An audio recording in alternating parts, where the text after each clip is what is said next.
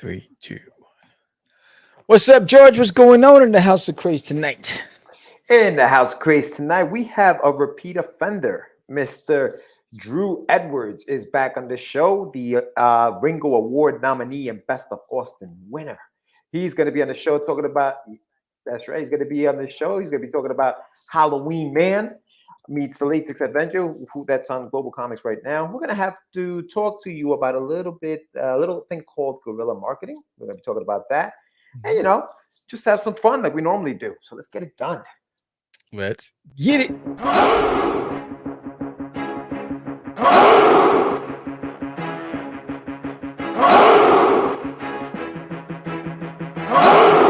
We are the only show for independents all around, giving you a platform to spread your word all over town. Catch the Craze is the place to promote to your fans with the Dreamer, Medina, and Sam the Crazy Man. Subscribe to our show and never miss an episode. It's time to get your mans, listen to us on the go. Updated every week, we never miss a day. Join the squad, come on in. It's time to catch the Craze. If you are an independent, catch the Craze. Making moves on your own, catch the Craze. On your grind in the streets, catch the Craze. Join the movement, catch the Craze.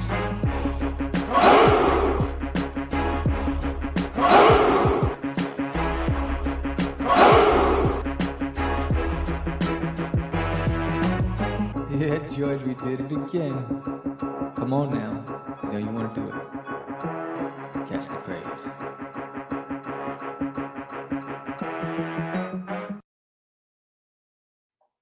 Welcome to Catch the Craze podcast. I'm your host with the most, the Crazy Man Vera, and I am with George, the Dreamer, Medina. What's happening, everyone? Welcome to another exciting episode of Catch the Craze. We are coming to you live. It is Tuesday, November 1st. To all my Mexican brothers and sisters, happy Dia de los Muertos today, November 1st.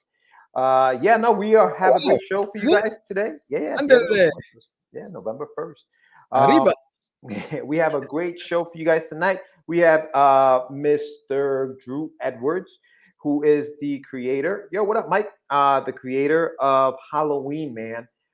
His book is ridiculously funny. I did read it, and it's a very, very good read. You guys should check that out. It's ridiculous, but it's a good time. We're also going to be talking about guerrilla marketing, man. We're going to be talking about that today on the show. Give a shout out to a few of our friends out there. But before we do all that, please, if you haven't done so yet, subscribe to the channel. Hit that like button, thumbs up, hit the bell so you know when we're going live and all that fun stuff. And let's get this party going, brother. Yeah, so today is El Dia de los Muertos, bro. wow. Yeah. Mexican culture. It's El Dia de los Muertos. Yeah, that's right. The I live in Westchester County near Sleepy Hollow, and this weekend they had their parade. Oh, nice. And they do it big because the legend of Sleepy Hollow. The headless horseman. That's where the story takes place. So they do it big, man. They do a parade. They had the headless horseman, galloping down the streets. It was good. It's a nice time over there. So big shout out to everybody who puts that together. Michael Sammartino's in the chat, bro. He's fresh off of Baltimore Comic-Con. How was it, Mike? Talk to us. How was that convention? We have that going on, but we got a few things going on in the indie news as well. But what's going on with you, Sam? How you feeling today, my brother? How am I feeling? What kind of question is that? I'm feeling good. I'm feeling good. I was looking for what you were talking about, that whole headless horseman stuff. Yeah. Washington Irving, who's buried actually in the cemetery out there. The writer of the book. He the town Irvington, not the one in New Jersey, but the one here in Westchester County, is named after him. Oh, his really? house is there and everything. Yeah. That's dope. You know who? Oh, you know who else was the headless horseman? Yeah, who's that? Darius Uranus. Dude, there it is. Yes, he's a fan of the headless horseman himself. There you go. Yeah. That's right. Fantastic. I had breakfast adjacent with. Wow, look at that. Damn, bro. Did you fanboy? Did you go over there and ask for an autograph? What did you do? Did you take a picture? I know. You know what happened? Tell us. Tell us a little bit about Did he take that. you That's out for awesome. salivating? What? Give us the scoop. Mr. Nah, Frank that one Miller. looked like a good event, bro. You know, when I Yeah, looked at it, I was counting the heads, and there must have been at least that was over Captain there. over a dozen indie creators that were on Catch the Craze that were there. Yeah, I there was was a like, lot of them. damn, the whole squad was there. I was like, they would have been nice to be there and then meet up with everybody face to face. Wow. Next year. Yeah, no, there was a few people there. I mean, Rob got some digits. Yeah, Rob looked like he had a good time. Rob did look like he had a good time. That's awesome, man. I'm glad you guys did it up. I know Mike's got another convention in New Jersey this coming weekend, so you guys are being busy. Technic Gods is the book. If you guys don't know who we're talking about, Michael San Martino and the crew, they have a book called Technic Gods. Big shout out to them. Was that your first convention, I guess? Dan Price yelling out Medina. Big shout out to Dan Price. We got a little something special for him in indie news. But yeah, you want to hit that, Sam? Let's hit in the news. Let's talk about what's going on in the news. Yeah. Nah, you don't want to hit it.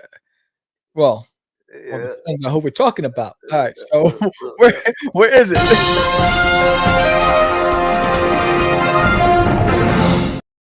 Vegas IT. Vegas.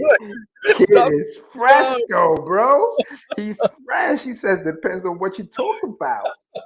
Second con. All right, Mike. I feel you, dog. Yeah. So in the news, what you got in the news, Sam? Give him a little news update. is that I got an alert from Kickstarter. They're reconciling payments, so I should be getting the payment this week, which means is this weekend I will be packing and shipping your Kickstarter rewards. So that's exciting. And so just in time, because once I hit that ship, then I'll be launching the landing page for book number 4, which which goes live on January 3rd. We're launching book 4 on January 3rd, but so I'm excited about getting ready to 96% survey answer rate, which is dope. You know, I mean, usually at this time, I'm still sending out emails saying, yo, can you answer the survey? Do you want your stuff? You know, I don't have your address. I don't have the size shirt. What's up? You know, so 96% answered it. So that's pretty dope. So thank you all for even Mr. Arroyo's Compoyos answered it, which is cray. So thank you. I appreciate it. Yeah, big shout out to everyone. Thank you so much. A little shameless plug. Also, go to getyourmeds.com for some t-shirts and books, comics, all that other fun stuff. I also wanted to give a shout out to some of the guys actually that were over at the show. We were talking about Baltimore a little bit. They were at the show. They also have Kickstarters that are running right now, and that is the guys from Road to Valhalla. Big shout out to KJ Murphy, who was out there, John Escabales, and of course, my man Hector Rodriguez. They were out there. They made the trip out there. They have a book. They have about 13 hours left. So if you guys haven't done so yet, check out Road to Valhalla. It is their number. It's their 3rd issue. This is the final issue of that run. So you can collect the story in one shot. Make sure you get that. Also, big shout out to who else was out there? Oh, yeah, of course. Chris Saylor from Crit was out there. We mentioned in notes.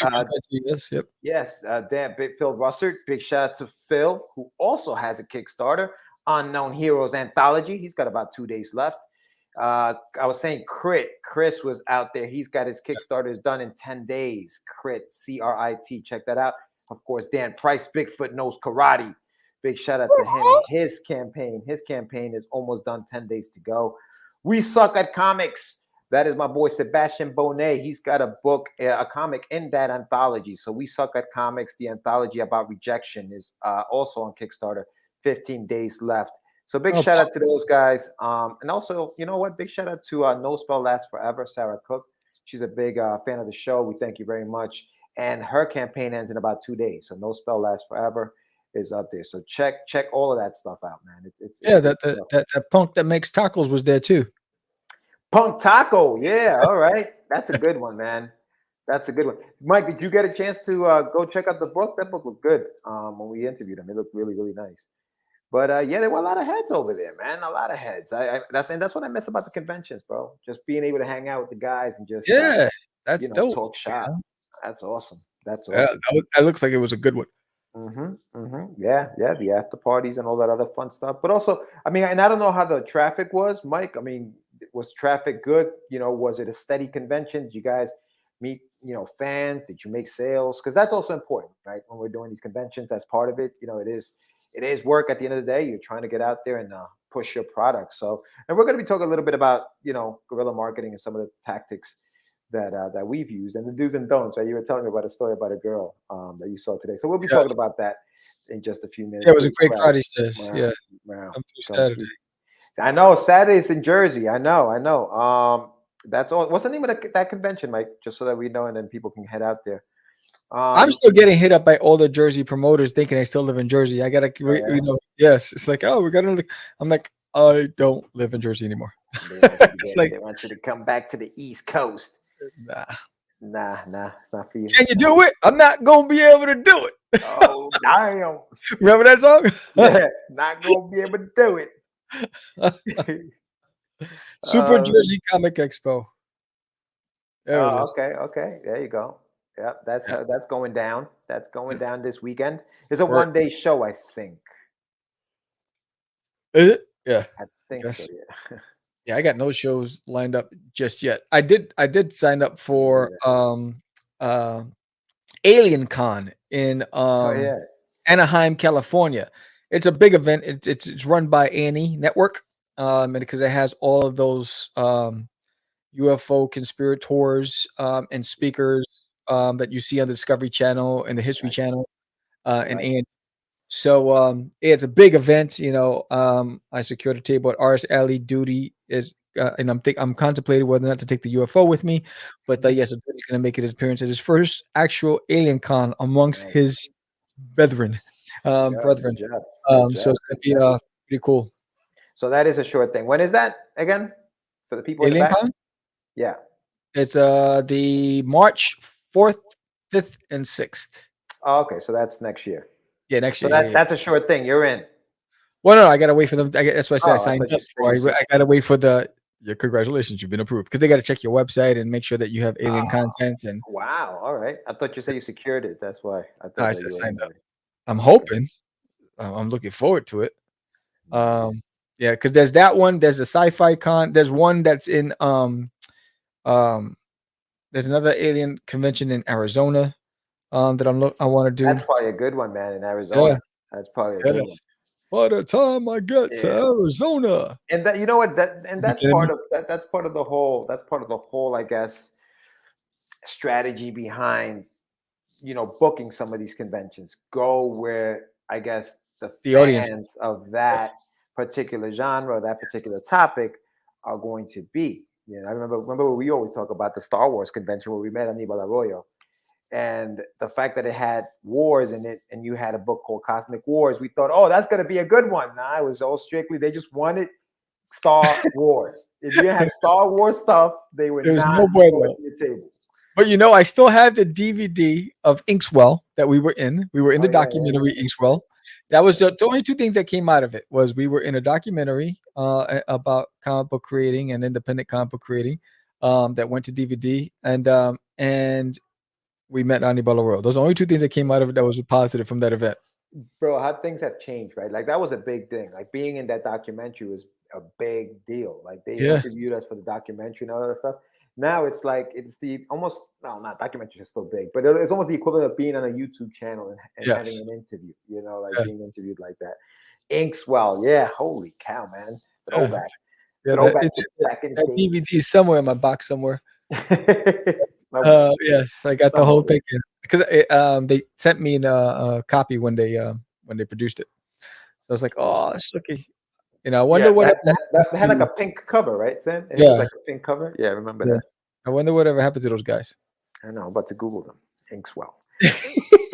I wonder what happened to that thing, bro. That's funny, man. But I know. But you know what? That goes Inkswell screen printing.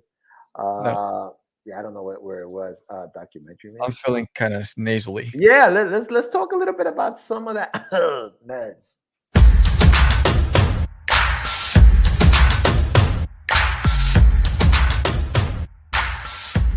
It's time for your medicine. Guerrilla marketing part 2. Yes, I gave it a part 2 because we've talked about this topic, but I think that it's one of those topics that when you're an indie and you have no money for conventional marketing, you got to go the guerrilla route, bro. You got to hit Yes, the streets. You got to hit the yes. streets, and you got to hit them hard.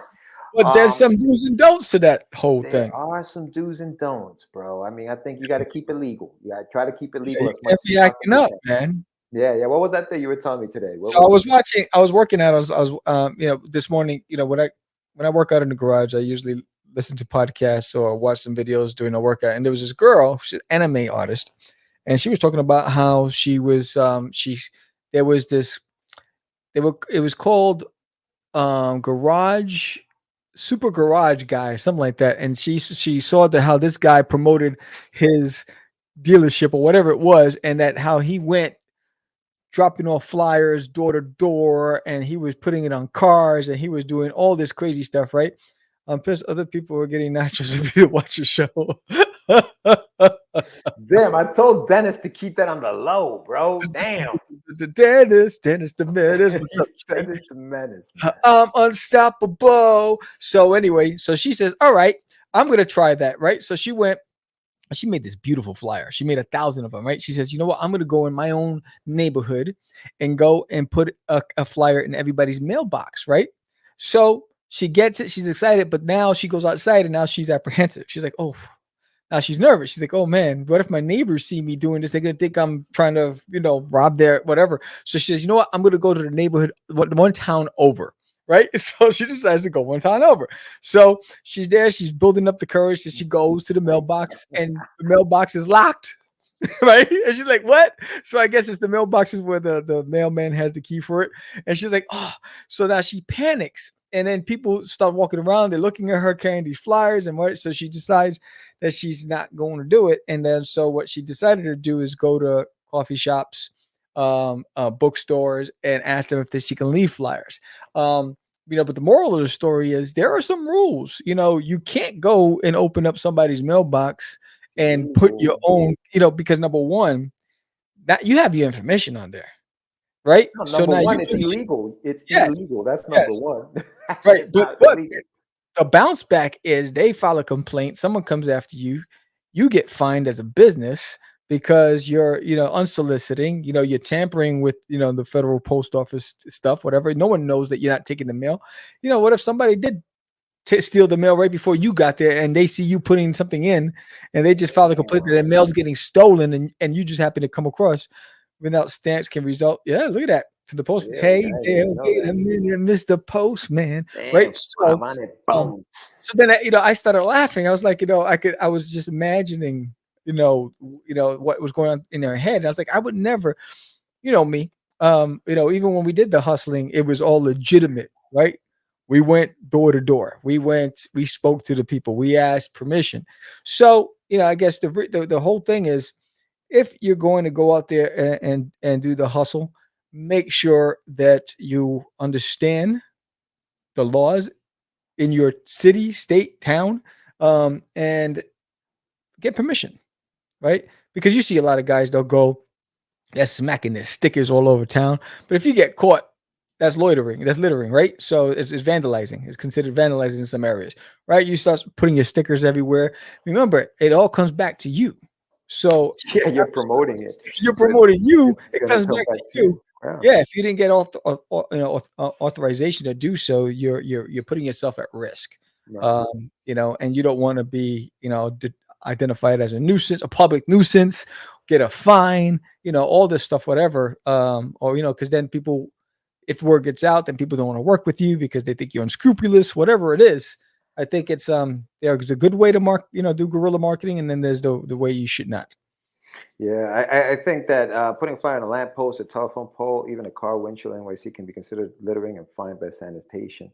Yeah, because you know what it is? Those things end up on the floor. Yeah.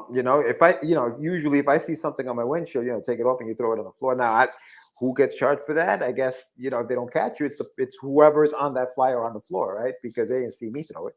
But yeah, so you got to be careful. I get it, the hustle. You got to do what you got to do.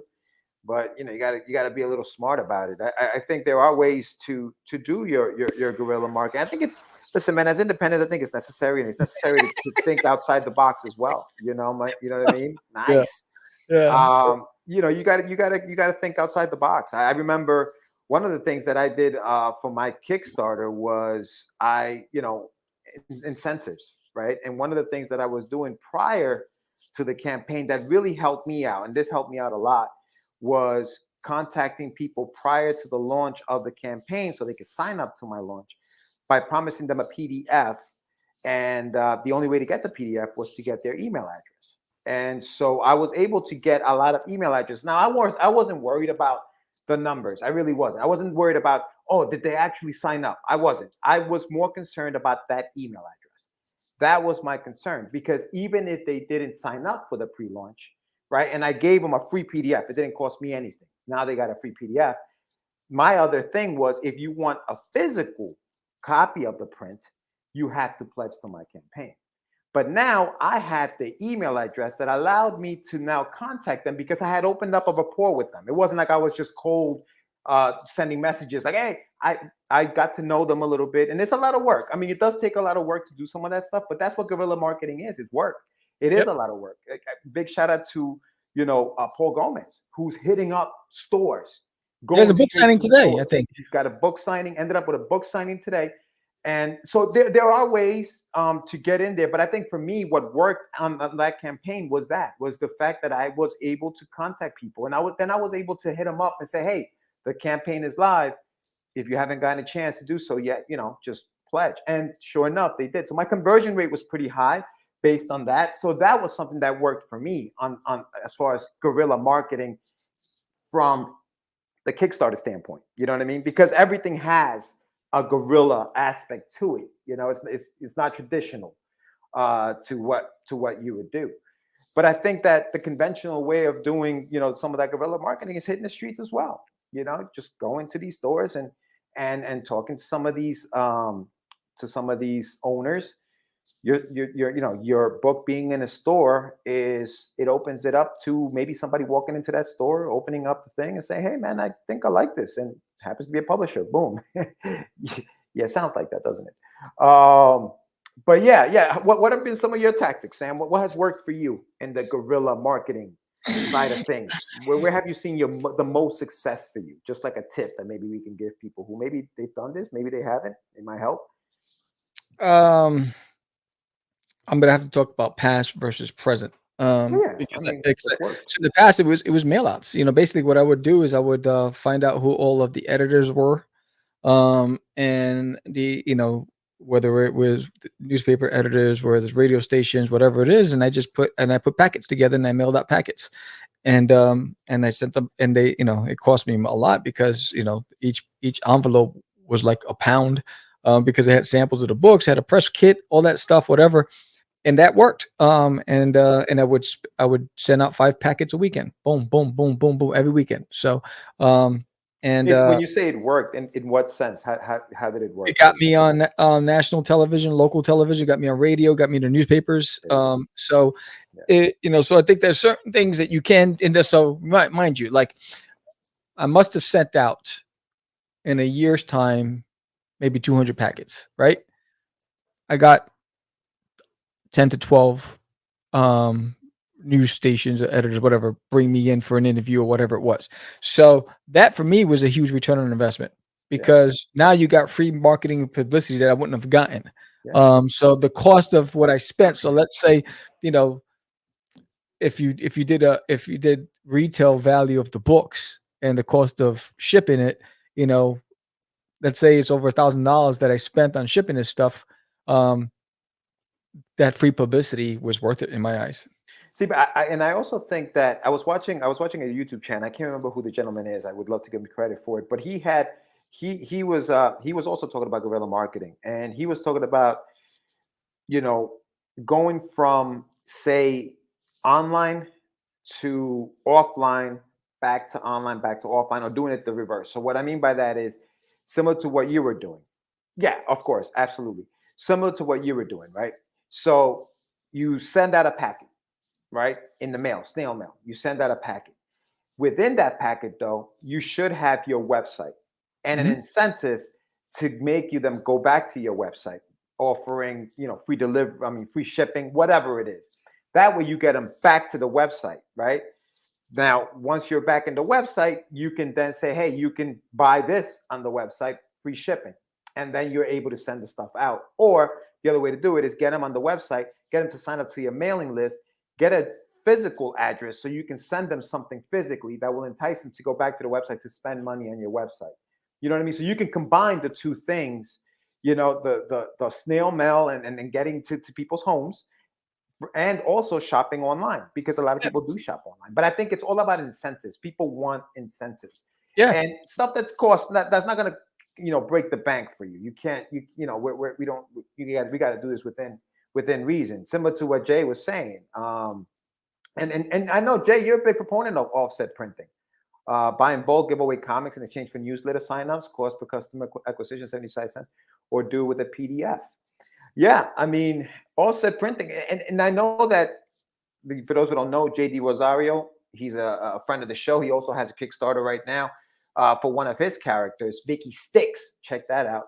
But he does a lot of offset printing, and that's worked for him. And I think that actually also works for the big guys, which is why when you go to a convention, they're able to give away books. You know what I mean? Because it's costing them, you know, cents at this point, you know. So there are different ways, man. There are different ways, I think, to market and do the whole. Yeah, I mean, you guys also think about. I mean, I know postcards were the thing at one point, but bookmarks.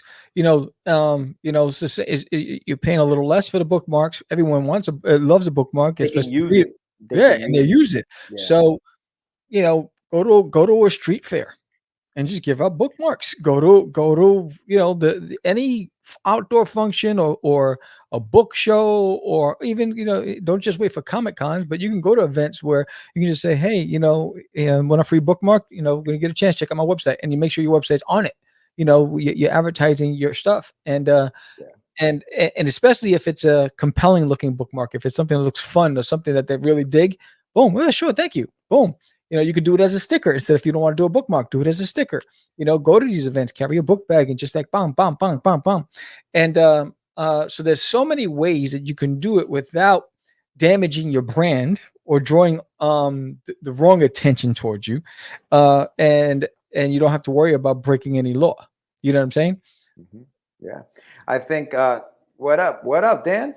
I think one of the big things, and I get emails from this company all the time, Sticker Mule. Sticker Mule sends me, emails all the time about promotions they're running, whether it's pins, stickers, right. $20 for like 50 stickers or whatever for a limited time only. And so order them, have them, stack them away. Maybe you may not need them right now, but when you're doing a show, yo, what up, Anibal?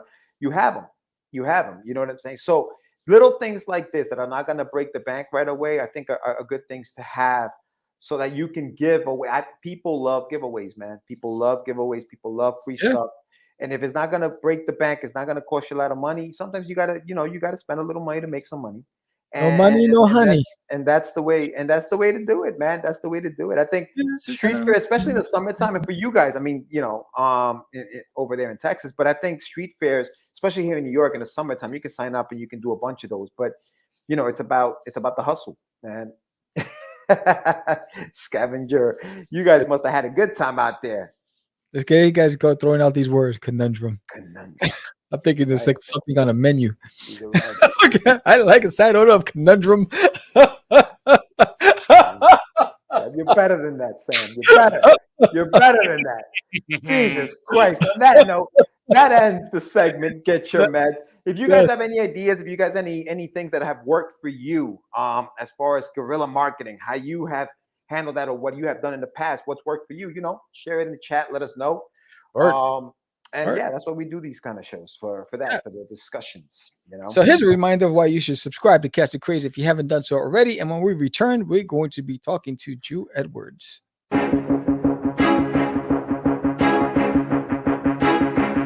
It's Monty Moore. I'm a 30-year comics veteran in comics, games, and movies, and you've been watching one of my absolute favorite podcasts, Catch the Craze. You are watching Catch the Craze. What am I listening to? And you're listening to Catch the Craze. Where are all the indies at? A Catch the Craze podcast.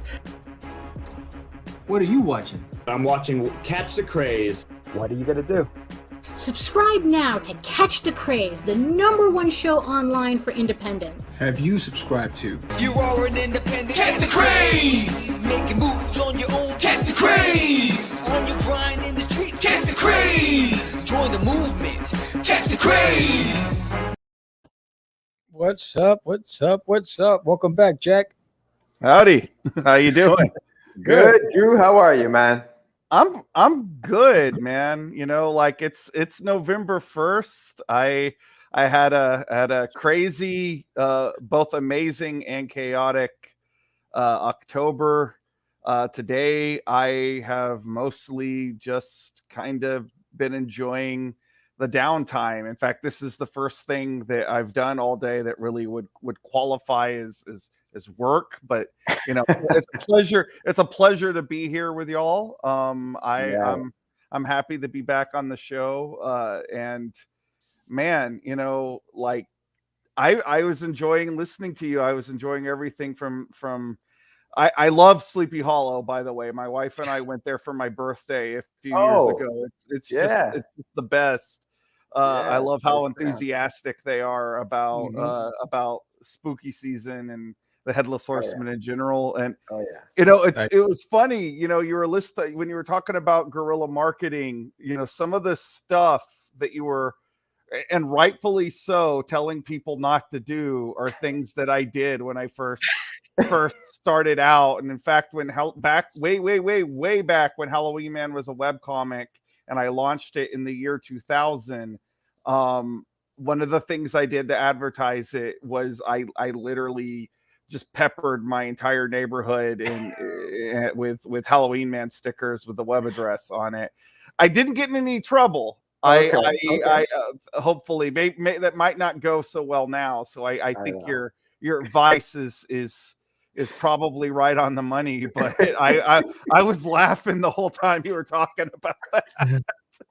Dude, sometimes we do what we got to do, but yeah, you got to be careful with some of that stuff. It's kind of crazy. Did you see any results from it though? Like, did you get positive results from? Yeah, it worked. Like people showed up, you know, and I was like a punk kid, you know, like I you know, when you were talking about the consequences, I was kind of surprised that, you know, I wasn't getting, you know, people calling the cops like, some kid with green hair is putting you know, stickers all over this stoplight. We need you to come stop them. You know, dude, it looks kind of a cult. Dude, you say 2000 and you've got it. That's 22 years ago. You know I know, right? That's 22 years ago. Like, that time freaking flies, bro. Time freaking flies. What was that coming from? Are you down with guerrilla marketing? I'm down, bro. I'm down with some guerrilla marketing. You got 20. Wow, yeah. It's crazy to think that 20. Damn, 2000. Yeah, dude. So it started. So Drew, the Halloween Man. That's what we're talking about today. You're from the Texas area, right? Born and raised. Born and raised. Yeah, we had Drew on the show. Aren't you glad to be alone on the show? Now the spotlight's on you. You don't have to share it with Dan and Paul. I get nervous when it's just me sometimes. I mean, I'm happy, but also like there's the thing in my brain that don't say anything stupid. Don't say anything stupid. Listen. I read the book. It's like you guys mentioned the last time you guys were on. It's ridiculous, bro. It is funny. It's just out of control, man. Out of control. But I do want to talk a little bit about that for those who maybe didn't watch episode 438 about 4 months ago when you guys were promoting the show. Tell us a little bit about Drew Edwards. Who is Drew Edwards? Well, I am the writer and creator of the long-running. By the way, hi Dan. The long-running underground comic Halloween Man. I am a Ringo Award nominee for Best Writer. I am a Best of Austin winner, multiple-time nominee, and a member of the PEN American Fellowship of Writers. So those are my qualifications, but and they sound very hoity-toity, but I assure you, I don't have a stick up my butt. I'm pretty laid back guy. Dude, that You know? introduction was straight out of Game of Thrones, where they're like introducing Khaleesi. She's the queen of dragons, the freer of slaves. You know, so when it sounded like you needed somebody to announce you. The first of his name. It's like, oh, Hugh Edwards. That's amazing, dude. The Duke of Spook. There you go. There you go. But dude, that's awesome, bro. I mean, listen, Ringo Award nominee. That's nothing to sneeze at, man. That's awesome. No. Congratulations. Thank you. Although it still feels like anytime I say that they're talking about someone that's not me. I when I'm rattling off all of those accolades, I kind of almost have to imagine that I'm talking about somebody else, or the imposter syndrome starts to Right. sink Yeah. in. No, I hear you. I hear you. What were you nominated for? Was it for Halloween Man? Yeah, for best writer for Halloween Man, which was, That's awesome. you know, to me, when I think about, you know, like the whole process of that, you know, like even though I didn't win, I still sort of feel like so you know, first fans have to vote you in, and then other creators have to vote you in. And part of the process is they have like this panel of judges, and they have to read like X amount of your books to see if they think it's any good. And the year I was up for it, Jill Thompson, who is somebody I got a lot of respect for, she was one of the judges. And you know, my whole thing is like, well, if Jill Thompson liked my book, I must be doing something right. That's it, dude. That's it. That's usually they usually do that around Baltimore Comic. Isn't it at Baltimore Comic Con that they do that? Yeah. Nah, man, that's amazing, and congratulations to you. Congratulations to you. I think that's great. Are you kidding me? But so let's talk a little bit about Halloween Man, man. Like, where did the idea come from? What is it about? Like, how did it was it the trip to Sleepy Hollow that did it? Like, where'd you get this idea from? So I am it's not going to surprise anybody that I am fascinated with monsters. Like my literal first memory that if I think back as far as I can remember is me watching the movie Them about the giant ants with my dad. I've always loved monsters, and but one thing when you watch a lot of monster movies is you kind of get tired of seeing the monster get killed at the end, you know, especially, you know, like the classic monster movies like King Kong, Creature from the Black Lagoon, or what have you. You know, most of the time those monsters are kind of sympathetic, and you know, they just kind of want to be loved, but still you know, some you know, white guy in tight pants ends up shooting them dead at the end of it, and you're a bit bummed out by that. So I wanted to make a story where them but yeah, I wanted to make a story where the monster was the good guy and the monster got the girl, and you know, it was told from his perspective. That was the general genesis of it. The name Halloween Man actually comes from the Misfits song Halloween, because when I was trying to come up with a character, you know, name, usually I start part of my process. I usually start with a name and go backwards to develop everything else. Okay. So I sometimes listen to songs on a loop, and so that day, because I was trying to get in that like spooky, you know, autumnal light mindset, I was listening to the song Halloween over and over and over again. And finally I was like, Halloween Man. That's a good name for a superhero. Like, and then like everything sort of started to come together. I was friends at the time. I was living in Dallas, and I had, you know, access to, you know, a lot of artists that I was friendly with. I you know, we started hacking out a design. You know, the pumpkin shirt was almost immediately, because you know, Batman's got a big bat on his chest, so Halloween Man has to have a big jack-o'-lantern on his chest. And you know, then we kind of came up with like the sort of zombified punk rocker look that he has. And you know, at the time though, like about 6 months into developing it, give or take, and I apologize, I'm about to bum everybody out for a second. I was in a car accident. I'm a twin, and I was in a car accident. I was driving, and a guy ran a red light and T-boned my car, and unfortunately, it crushed my twin on impact. And Oof. so that messed me up, like, and I was, I don't mind to say, in a bad way after that.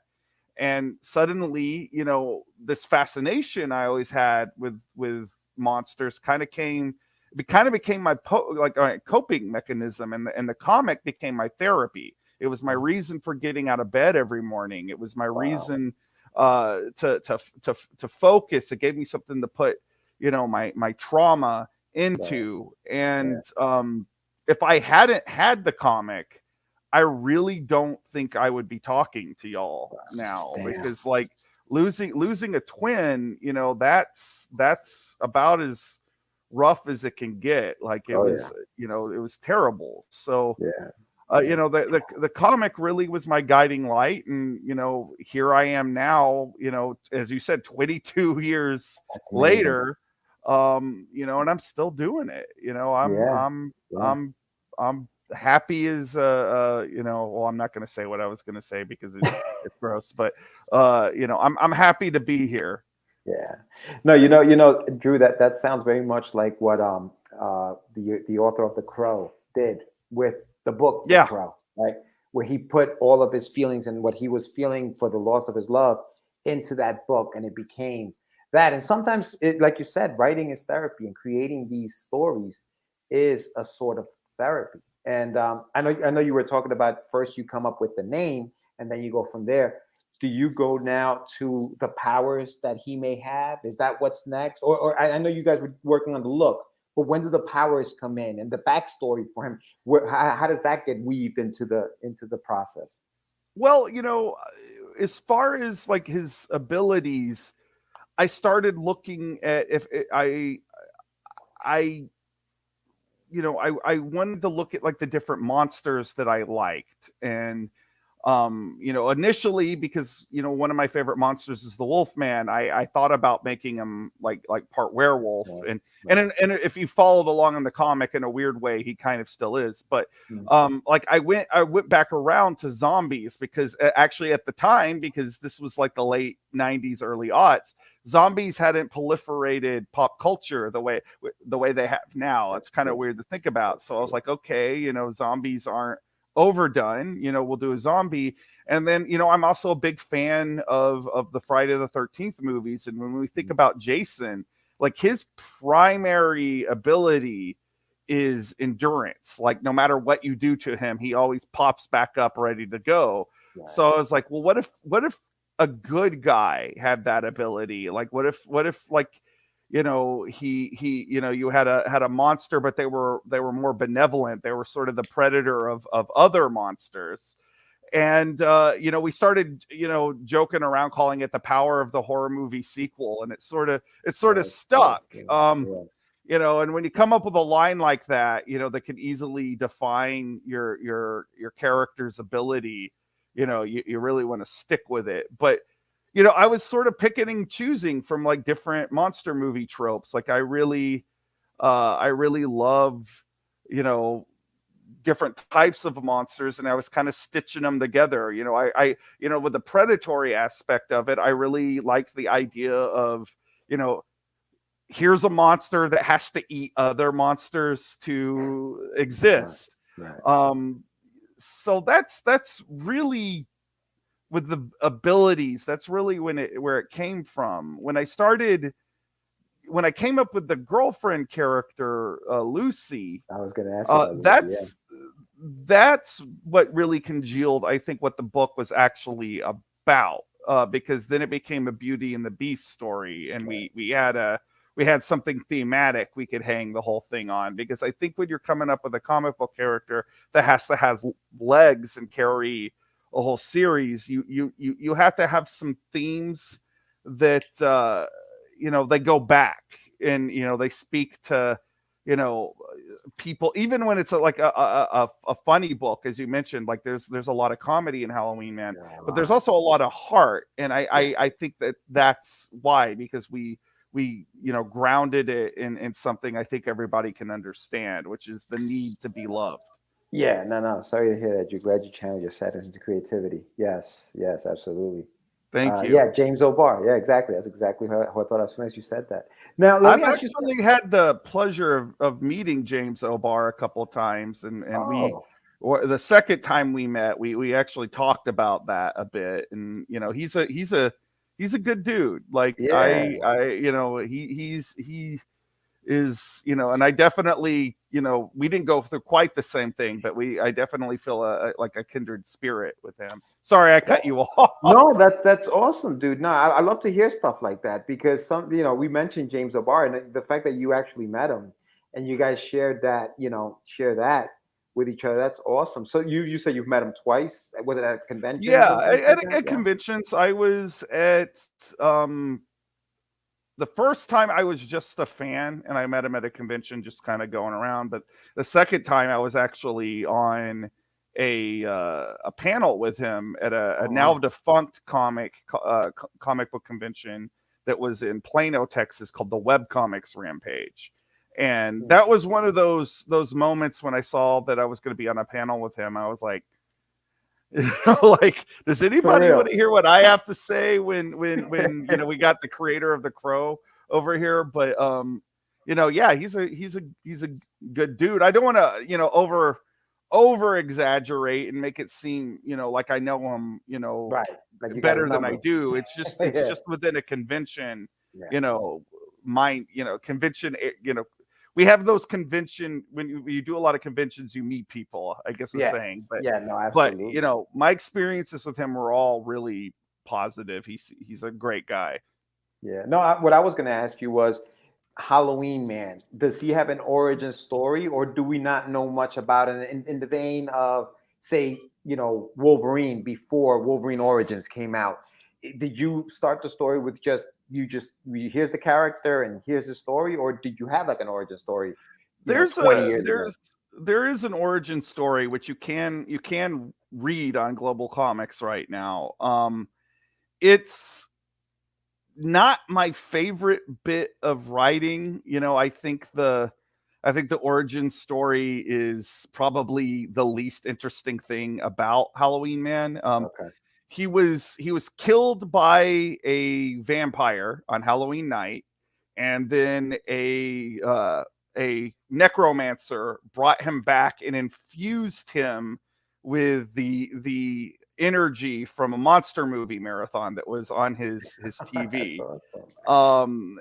And like, we've revisited the origin story. I've added like new elements, as I've gotten to be a more competent writer. Yeah, right. But I think that's the thing about superheroes. Like, usually the origin story, like, you have some origin stories like Superman, which are really mythic and they stand the test of time. But then you also have, like, my favorite characters are the Fantastic Four, and I think their origin story is not the best Fantastic Four story by far. Like, I prefer all the stuff that comes after, and I kind of feel that way about Halloween Man. Like, I look at that story and I'm like, well, it's pretty good. It sets up all the characters, but the universe is much it's much bigger and more interesting now than when it was 22 years ago. Jesus. Yeah, dude, that's crazy. Do you like when the characters, obviously Lucy Chaplin, right? Dr. Lucy Chaplin. Is that your characters and the characters in that world? Are they basically based on people or was Lucy just straight out of your head, like, here's this character, it's going to be his girlfriend kind of thing? That's a complicated question, and I'm going to have to give a long-winded answer. So Lucy was a character that just came out of my head. Like I had the way I envisioned the character looking. I thought the idea of her being kind of a pulp scientist archetype, like I had that concept. I knew that I wanted there be like a class difference between the two of them. Like, he was going to be from a more blue collar background, and she was going to be more upper class, more glamorous, that kind of thing. But she wasn't specifically modeled on anybody. Okay. But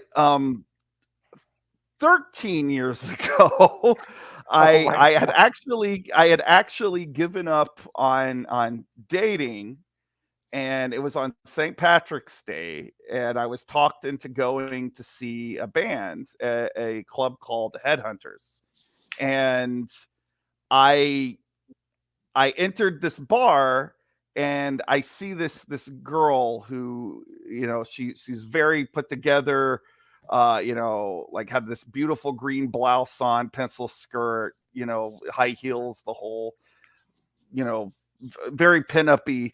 And I was like, no, no, no, I'm not going to talk to her. I'm not going to talk to her. She ended up talking to me because I had this shirt on that said Al's grave digging service, we dig them deeper.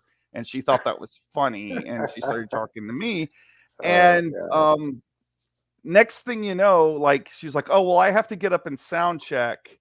And, here's my card. We should hang out. I'm in town for the rest of the week. And she gets up on stage and starts sound checking. And that person ended up being my wife, Jamie. But whoa, that was exciting. Maybe we still got some spirits roaming around for Day of the Dead. I don't know. But that woman, I when she was up on stage and she was singing, I was like, oh my God, it could be Lucy. And in fact, even my editor on the book, this guy Russell Hillman, he's an English guy. He didn't meet Jamie for several years because of that. But when he finally came over, he was like, if I had to draw your ideal girlfriend, this is the woman that I would draw. And I guess other people agreed with that sentiment because artists just started kind of drawing Lucy into Jamie. And to the point where now, like, when we need an outfit for her, we often just pick something from Jamie's closet. But awesome. It wasn't like a straight line where I was just like, here, turn my wife into a superhero, like turn my girlfriend into a superhero. There was this weird series of events. That's awesome, dude. That's a great story. So does Lucy now have maybe your wife's personality in her, or has she changed at all since you started writing the book? She definitely looks like the progression of her looking more and more like Jamie has happened. Their personalities already were kind of similar, actually. Jamie has a great whimsy about her. She's very witty. But the other thing she shares with Lucy is Lucy's ability is that she's smart. And if she needs a skill, she's got the polymath thing. She can just figure it out. Jamie is actually very much that same way. In fact, I still remember one time when I was on tour with her band and we were in Spain in a old castle, actually. And when we got to the kitchen to prepare ourselves food, we realized that the oven was not working. Jamie just Google searched how to repair this oven and installed it. That's just how she is. Like, if she needs to know something, she knows, she figures out it and she does it. And that is very much a Lucy thing. But there's a lot of dialogue that I have taken from her mouth and put it into Lucy's mouth. But there's still also some points where they veer off from each other naturally. But she's my muse. She does aspire a lot. So, dude, I gotta say that the collaboration you guys had with Dan Price, who's in the audience, with his character, and the way you guys combine those two things. What I loved about reading, Halloween Man meets I forget the name of the Latex Avenger. The Latex Avenger, of course. What I do like about that is that you guys were able to keep the two characters' personalities in your world and keep them separate. So it didn't seem like one was overpowering the other. Yeah. And I thought that was really well done in this story. How was it working and collaborating with Dan on the script so that the lines hit, the comedy was there, you know? I mean, I think I will say that I think that Dan is a funnier writer than I am. I tend to lead more towards making things kind of quirky and weird. Like Dan actually writes like jokes. Right. That's more his strength. Yeah. I had the initial story, and then I did the script once Dan like approved things, and then I was like, okay, go through the script with like a marker and basically X out what your character says and put in something that seems more in the voice of the Latex Avenger. Got it. And we just had this sort of respect for each other, that we knew that you know, he knows his character's the best and I know my character's the best. There was really no butting of heads. It was very easy. You know, Dan and I are old friends, and you know, this was something we were largely doing for fun. So everybody on it, you know, who worked on it just had their tongue in their cheek and, you know, wanted to put their A game in. So, you know, it was kind of a breeze, honestly. It was one of the easiest collaborations I've ever had. Yeah, no, it was great job. I mean, I laughed. I was laughing out loud at some of the things that, like, just the way that, like, the Latex Avenger, you know, was in the story towards even Lucy, saying how Lucy would handle some of those situations. Like, you guys did a really good job with the book itself, and I recommend it to anyone who's, you know, who wants to laugh. Check out Halloween Man on Global Comics. But so, are you doing any more collaborations with any other characters, or is that something that you're going to be doing with Halloween Man? Or? You know, looking into 2023, it's going to be more of a focus on, you know, with what we're doing with Global Comics now. The plan is, instead of doing more individual issues, what I'm going to do is we're going to complete an entire story arc, and we're going to just put up the whole story arc on Global Comics, and that way you get the whole thing. You get to read it, and there's no waiting around for like the next chapter or anything. Because what I've noticed when I go to conventions, I never printed up individual issues. Like when I was doing Comixology, it was more in the format of like a monthly comic book, but I would always just print up a collection when I was done with the story arc. And people really like that about it. Like, people like buying that. So I've decided to kind of follow that format into the Global Comics era of Halloween Man. And, you know, judging by how well we've done with this October, I think that people liked it, because the launch, you know, we have our entire catalog on there right now, pretty much. And it's all for free at the moment. Like, you have no reason to not check out Global Comics, and you have no reason to not check out Halloween Man. Like, and you can dive in at any point. You can start at the beginning. You can, you know, start with the Latex Avenger crossover.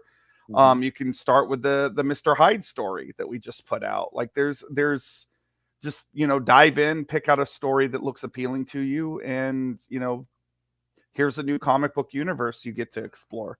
That's awesome, dude. And if you're like an old man like me, Drew, can I get those comics in physical format? Like, can I order them from, say, a website, or hit you up and say, hey, man, I want a copy? They are available on Indie Planet, but you can also go to HalloweenMan.com. We have an online store. It doesn't quite have every issue up there yet. However, a lot of them are up there, and you can order them through there. Yeah. So, like, because we and there are some stuff brewing with Global Comics to where there will be print availability into the new year. I don't want to speak out of turn on that, though, but, you know, keep your eyes peeled on that. We'll definitely will do, man. We'll do. Hey, what's up, John? No, yeah, awesome, Drew. So listen, you know, this has been fun. You haven't said anything, you know, crazy or stupid. You're fine. It's been amazing. So Tell us how to tell us how do people get in contact with you? Is there a social media that they can follow other than obviously Global Comics? You know, you can get the comics there, but how else can they get in contact with you if anybody wanted to, just become a fan of Drew? Well, first of all, yes, go check out Halloween Man on Global Comics. Right now, there is a big Halloween Man banner going across because they've been very aggressive promoting it. But I'm sure they'll be taking that now that it's no longer October. I'm sure they'll be taking that down in the next couple of days. So if you search Halloween Man Global Comics, that's comics with an X, you will be able to find it. On Instagram, I am Drew_Halloween, and on Twitter, unless Elon Musk bans me in the next couple of days, I am Halloween Man Com. That's all one word, all lowercase. Awesome, man. Awesome. And listen, you're welcome back anytime, Drew. Thank you so much for sharing your story and Halloween Man. And I look forward to possibly getting a physical copy of the book, because I definitely want to have something to read. Now, how many issues do you have in total? Well, we bunched a bunch of them together. So in their current format, we have 39. It's a bit difficult to say how much that is overall, because when it started out, it was a web comic. Yeah. So there wasn't like issues in the traditional sense of the word, but we'll just say 39. That sounds right. That sounds right. All right, cool. Yeah, no, and we'll love to have you back, because I definitely want to know more about, how you went from web comic to where you are now in the transition like that. We didn't really get to touch on that, but no, definitely for sure, man. Thank you so much for coming on. Oh, Drew, thanks for having me. Yeah. I love doing this show. So yeah, please have me back on. You got it, man. You got it. Definitely. Thank you so much, Drew. We'll talk soon, man. Happy belated Halloween. Yeah, yes, sir. Later, bud. All right. So the link is in the chat for Global Comics, and check it out if you get a chance. And I'll add his social media links later. But yeah, you can check it out, and it's also on so when you go to Global Comics, you're going to be looking for that page right there. So it's pretty simple, and yeah, really cool stuff. Yeah, man, good stuff, bro. I really enjoyed the book. Very funny book, Halloween Man. Cool title and cool character, dude. He's been doing this for 22 years, bro. 22 years. That's incredible. Talk about longevity, bro. That's what I'm talking about. Yeah, crazy. No, that's awesome. Yeah, awesome. Man, that is pretty dope. And again, it's the stories are why we do the show. It's really about the stories. I love it. The result of the story is the book, but the story is always the most fascinating for me. Yeah, because everyone has a unique story, and everyone deals with adversity in different ways. And I think if there wasn't art, if there wasn't creativity, the world would be in such a dark place. Yeah, how would we cope with some of this stuff, right? Yeah. It's amazing to think about it. I know for me, it's very relaxing. It's therapeutic. When I'm drawing, it's how I deal with stress. When I deal with stuff that gets me upset, or heartbreak, being in a room listening to Celtic music in the background, or and listening to just calming music and just drawing, it allows me to just think and process as and while doing something I love. You know what I'm saying? Mm-hmm. Yeah, no, I think creative minds like ours, that's what we do, right? We talked about this, I think last week. We were joking around about poetry and how, we used to write poetry. How Anibal, who was on the chat, he was talking about he also write poetry. So it's definitely the way we cope with some of the stuff, heartbreak, and kudos to Drew for the way he handled such a devastating incident in his life. Yeah, no, that's always the best part of it. But big shout out to him for coming out on top of that. Yeah, it's like I lost my brother, but he wasn't a twin. I lost my brother. His twin. Yeah, I can't even fathom what that is, because you're like there's this bond and link that you have that none of us who don't have it will ever understand. But I understand loss. I mean, I lost my brother and my grandmother on the same day. I lost my mom.